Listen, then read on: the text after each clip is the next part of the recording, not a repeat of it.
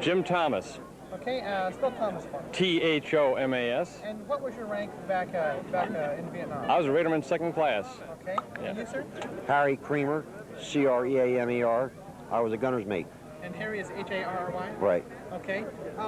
Were you guys stationed on the same boat, or? No, I was stationed in Antoy. Well, I extended over there for 20 months. So I was on the PCF-10, 73, 43, and 45. Right. I was on PCF-98. Wade Sanders was my lieutenant. Wade Sanders was your lieutenant? He was my lieutenant. Oh, very good. Sir. I think they described the goo when they said it brought us back to our youth when we were younger. I mean, it transcends you back. Oh, You have that rush, everything. I felt like I was 20 years old. I really did. Senator Kerry's speech brought back so many memories, not just the combat, but the way we lived, the daily life, the things we did, everything from swim call to throwing eggs at each other sometimes to getting into, full-blown combat. I mean, just he remembered things that I had forgotten, and when his talk was there, the emotions swelled. I mean, it just started to, I thought I was going to handle it pretty well, but then... He handled everything. He touched every aspect of it. I don't think he missed anything. Yeah. The playing games that we played. Yeah. And then the skinny dipping, the water skiing. Then when Sanders listed the names dead, and by the way, he didn't get them all. There were about, I can name a half dozen guys myself that weren't on the list of missing and dead. Steve Luke, Dick Simons, Jim West, or just three of them right now, and so we didn't get them all. That's one of the things we need to do in the organization, is get a list of all that were fallen. Yeah. I was on the crew with John McDermott died. He was on our crew, mine and Wade's crew. That was terrible. Yeah. And Shell. Yeah, Shell, and I think Zumwalt said about 80% of us had Purple Hearts. I know I have one, and half my crew had one. And Kerry, I think, has two. So, it was more than just swim call and throwing eggs. I was a lucky one. I didn't get a Purple Heart. I didn't get hit. But you got a Bronze Star. Yeah, I got a Bronze Star, but thank God I didn't get hit. It was great. What type of vision do you guys have? Here's the swift boats. You guys were riding on them yesterday? We bought them up. We bought them up. We were on the original crew that bought the swift boats up. All right. So what does that do for you guys 25, 30 years later? When they turned over those engines down a Little Creek, I don't think there was a dry eye there. No. The emotion swelled, and the way they smelled, the smells brought them back, and the sounds, and the vibrations. And then when we went out the first day, it was like open ocean transit, the rough waters, the bouncing around, the vibrations. It was just like in Nam. It was just like in Nam. And God gave us the climate for a little while that day. Exactly. He cooperated. He gave us a full taste of what it was like. Maybe it wasn't as rough as it was in the northeast monsoon, but he gave us a little taste of it. We rode those boats for 7 hours. And I remember sitting in the briefing when we got to Dahlgren, Virginia, and we were sitting next to Admiral Jim Taylor, who was just one ace of a guy. And I said, Admiral, I don't remember being this tired when we got off patrol. And we were on patrol for 24 hours sometimes or longer. And I said, I don't remember being this tired. And we only rode the boats 7 hours that day, and the Admiral tactfully reminded me that I was a bit older than I was back then, so. It was... Go ahead. You're saying you got a taste of it. Is it something you like to remember or don't like Yes, to remember? I have the loss of people that is bothersome, and it does bother me.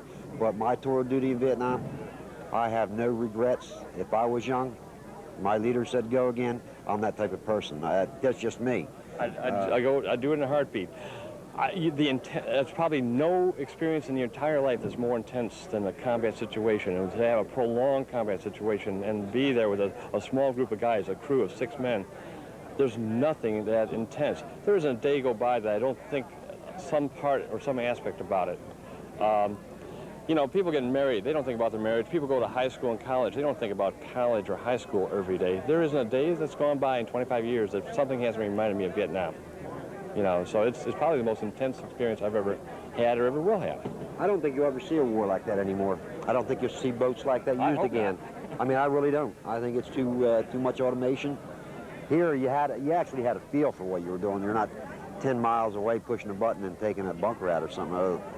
We could see it. And you looked at the people you're shooting at, too, as opposed to just looking at a target on a screen. You saw them running, and You saw them getting in their positions, and you saw their bunkers, and you saw their tracers. I mean, it was a personal combat, a very personal combat. These boats took one hell of a lot. They were great. They were fantastic. Well, I was on the 10 boat, and we were trying to get this bunker out one time, and we couldn't get the bunker because we were tacking it from the side and tacking it from this side, and the twin 50 gunner was not really able to get down in there. And I was driving the boat, and the skipper said, just drive up the tracers.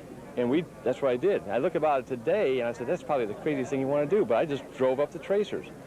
And, you know, you had rounds breaking through the windows and popping through the pilot house and everything else, and we ended up getting that position. There's nothing more terrifying than to see these white little flames coming at you, knowing full well that there's 4 rounds for every one of those white ones.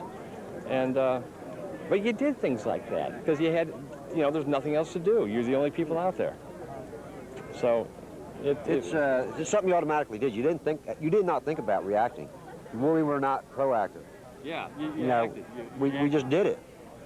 It's just, you had to survive. Get a little bit of aluminum, a little bit of glass, and that's all. Your instincts and your fellow seamen are what kept you alive and got you out of it. Yeah. And I don't know if you ever sat in a pilot house or somewhere on a boat like that and had somebody shoot at you. I'm just giving you something. It's different. Once you're done the firefight, then it can hit you. Then it does hit you. You do have to go mellow out. You really do. That might look 3 minutes to 10 minutes, right? Yeah. That's all it lasts. And it'd be an eternity. It'd be an eternity.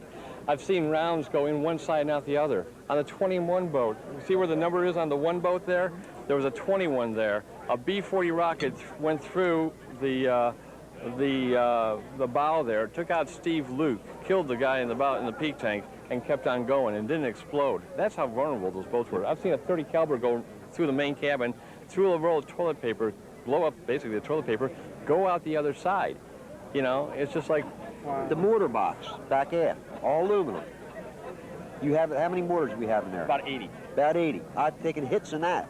And don't ask me how the thing didn't explode. We're taking hits right in the full mortar box. And if she'd gone off, it'd been like a Roman That would have candle. been done. It would have been That like would a have been Roman done. candle. The 50 calibers, everything was there was manual, and I think it was better than a lot of the other. These guns were not the type of guns we had. Ours were manual, and we preferred it that way. Yeah, because you didn't have to worry about the electronics getting shot out, and you could turn the guns with your hip. I mean, the gunners may probably have the strongest hips around, because they kept on moving the ammo around, and you had all the ammo stuck right down in there. And then it belted down. Yeah, and I'd be on the bow in that hole up there with an M60 machine gun and have ammo cans filled with ammo spread all around inside. And I also had 100 rounds of M79 grenades and a grenade launcher. Wow. So we had some floating firepower. Yeah, we had some power. Yeah. But I'll tell you what, I'm proud to serve with you. I really am. Yeah. I really am. It was great. I have no regrets. Anything else you guys like to add? No, that's it. Yes, this is dedicated to the ones we lost. Exactly. Our comrades in arms. Yeah. I really mean that. A lot of guys that we left over there. My wife has never really, I never talked too much about it, and she's never really had a feel of it until she got up here. You guys are really close to the people you served with. Yeah. We were. Combat does that or what? Yes. We were. Oh, It has to. one other final thing I'd like to say. We're starting a Swift Boat organization. You're talking to the president and vice president of the new Swift Boat Sailors Association. And that's going to be a fraternity of people that served on or with Swift boats. And we're going to have our next meeting. We're going to have, this is the first reunion. The next reunion is going to be in Coronado in October '96.